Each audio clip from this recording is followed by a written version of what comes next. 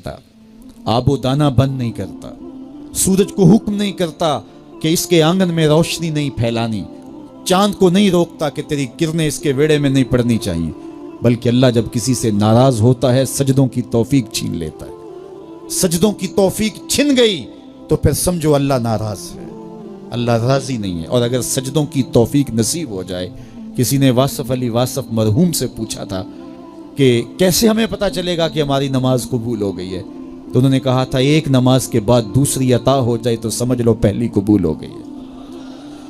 तो नमाजों का नसीब होना ये अल्लाह की रिजा और अल्लाह की खुशनुदी की दलील है, और सजदों की तौफीक का छिन जाना ये अल्लाह की नाराजगी की दलील है।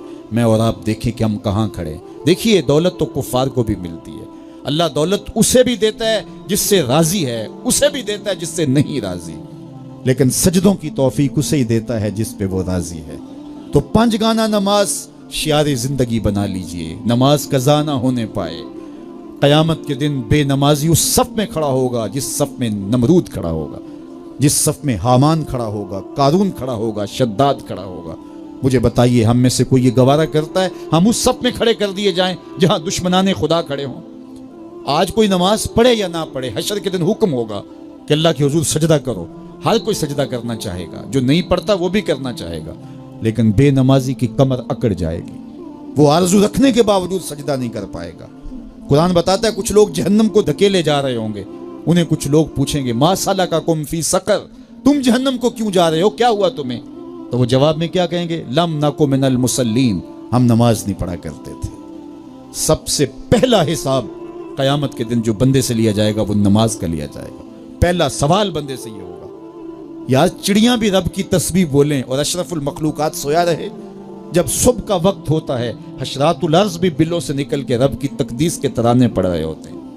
दरख्तों की शाखों पे चिड़ियां परिंदे वो भी अल्लाह की तकदीस के तराने पड़ रहे होते हैं। हशरातुल अर्ज़ भी उसकी तकदीस के गीत गा रहे होते हैं, और अशरफुल मखलूकात खराटे ले रहा हो, इससे बड़ी बदनसीबी क्या हो सकती है?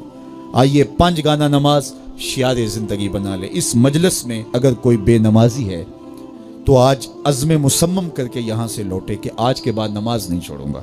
और अगर आप पांच गाना नमाज की आदत रखते हैं तो आपको मुबारक हो, लेकिन ये अज़्म करके जाइए अपने घरों में, अपने अज़्ज़ा व अक़रबा और अपने दोस्तों में इस जोर से तलकीन और ताकीद करेंगे नमाज की कि वो पक्के नमाजी बन जाएंगे। बंदा बंदगी से सजता है, जिंदगी आमद बराए बंदगी, जिंदगी बे बंदगी शर्मिंदगी। अगर जिंदगी में बंदगी नहीं तो जिंदगी के पल्ले है क्या?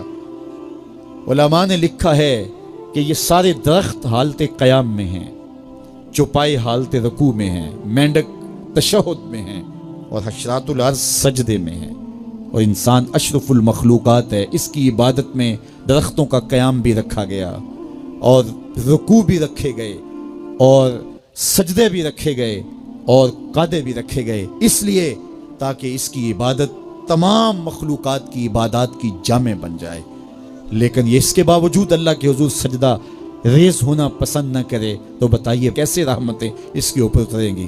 खुश नसीब तो वो हैं जो पांच गाना नमाज अदा करने के बाद तहज्जुद भी कज़ा नहीं होने देते, सजदों से अल्लाह के हुजूर हाज़िरी पेश करते हैं। सबसे ज़्यादा बंदा अल्लाह के उस वक्त करीब होता है जब सजदे में सर रखा हुआ होता है। इंसान के अशरफ आज़ा उसके सर में है, बोलने की कुव्वत ज़ुबान सर में, देखने की कुव्वत आंखें सर में, सूंघने की कुव्वत नाक सर में, चखने की कुव्वत ज़ुबान सर में, सुनने की कुव्वत कान सर में, सोचने की कुव्वत दिमाग सर में, और सर मालिक के दर पे।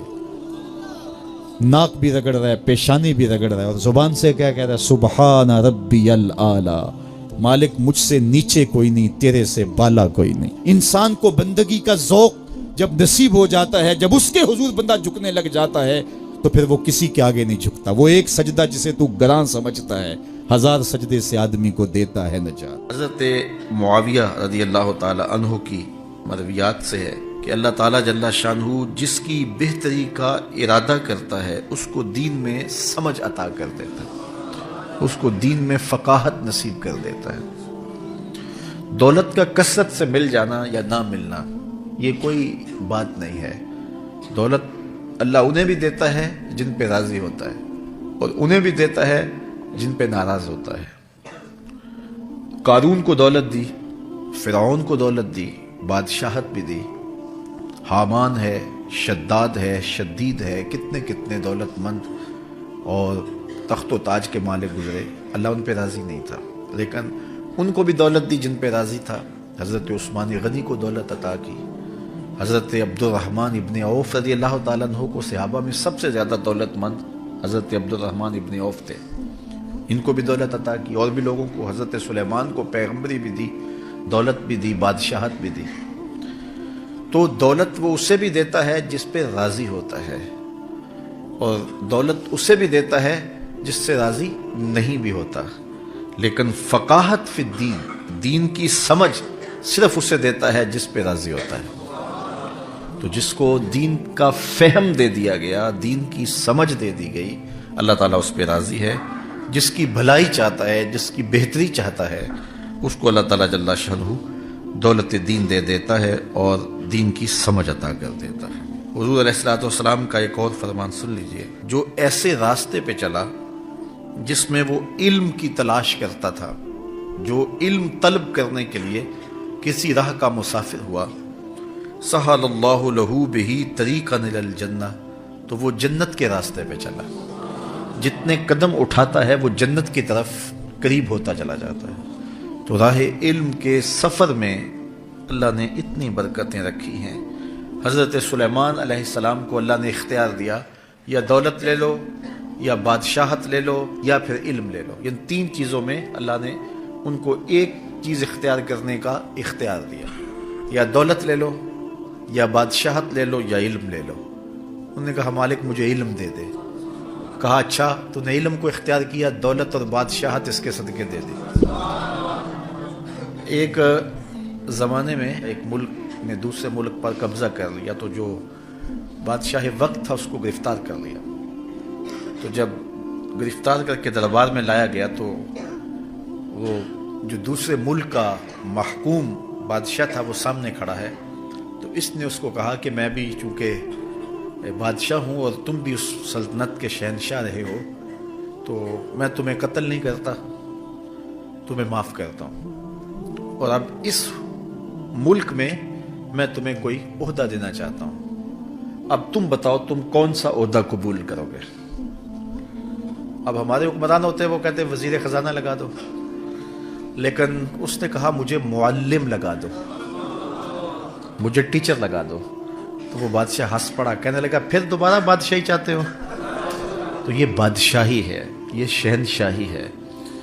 تو جو راہ علم پہ چلا وہ جنت کے راستے پہ چلا، اللہ اس کے لیے جنت کی راہیں بھی آسان کر دیتا ہے، اور دنیا پہ بھی اللہ تعالیٰ اس کو عزتوں سے نوازتا ہے۔ تعلیم و تعلم کا جہان حقیقی جہان ہے، تو باقاعدہ 8 سال کا کورس کرے یہ تو ہر شخص کے لیے ممکن نہیں ہے، لیکن سب کے اوپر لازم ہے کہ وہ ضروریات دین سیکھے، ان میں نماز، روزہ، حج، زکوٰۃ، اگر کاروبار کرتا ہے تو کاروبار کے مسائل، اسی طرح جو ہے وہ کفر، اسلام، بنیادی عقائد، یہ وہ چیزیں ہیں جو ہر ایک شخص کے اوپر جو ہے وہ سیکھنی واجب ہیں اور ضروری ہیں۔